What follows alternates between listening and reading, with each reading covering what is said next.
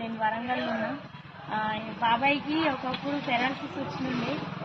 నేను evening time night time Suresh sir వాళ్ళ నాన్నగారు నిజంగా సార్ రాలేదు చెప్పినప్పుడు నమ్మక.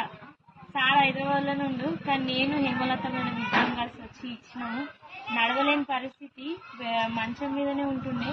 సార్ ఇప్పుడు వచ్చేసరికి అసలు ఏం లేకుండానే నడుస్తున్నారు. మన వెస్టీజ్ సప్లిమెంట్స్ దమ్మున్న ప్రొడక్ట్స్ అని చెప్పొచ్చు. సార్కి వచ్చేసి పెరాలసిస్ సప్లిమెంట్స్ ఇచ్చాను.